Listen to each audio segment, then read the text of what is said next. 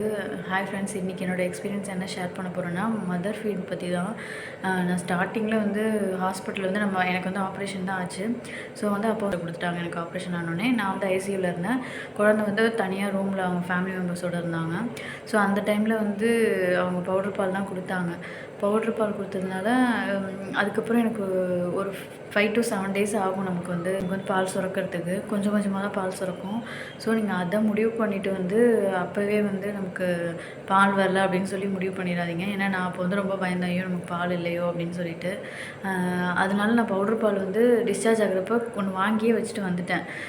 சரி நமக்கு அந்த பால் நமக்கு வரல அவ்வளோவா அப்படின்னு சொல்லி நான் திங்க் பண்ணதுனால பவுட்ரு பாலும் வாங்கி வச்சுட்டேன்.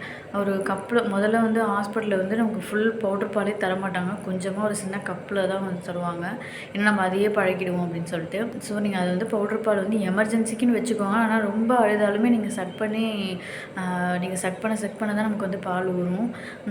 நமக்கு சில டைம்லாம் தோணும், ஐயோ நம்ம குழந்தைக்கு பால் பத்தலை போல இருக்குது, அழுதுகிட்டே இருக்காங்க, நான் இருக்கா என்னென்னு செக் பண்ணி பார்ப்போம். நமக்கு இல்லாத மாதிரி இருக்கும், வராது. ஸோ அந்த மாதிரி டைமில் நான் பால் பவுடர் கொடுத்தலான்னு தோணும். ஆனால் அப்படியுமே வந்து சான்ஸ் எடுத்து நீங்கள் எதுவும் எடுக்காதீங்க. மதர் ஃபீட் பண்ணுறதே நீங்கள் கண்டினியூஸ் பண்ணிகிட்ருங்க.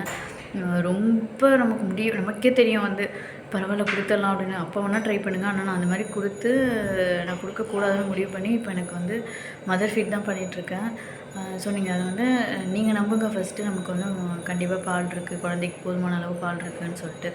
அப்போ தான் வந்து நமக்கு இதுவாகும். கொஞ்ச நாள் இடையில கொஞ்சம் நாள் 2-3 வேளைக்கு இல்லாமல் தான் இருக்கும், அழுகுங்க. ஆனால் நமக்கு தேவையான பால், நம்ம குழந்தைக்கு தேவையான பால் நம்ம கண்டிப்பாக வந்து நமக்கு சுரக்கும்.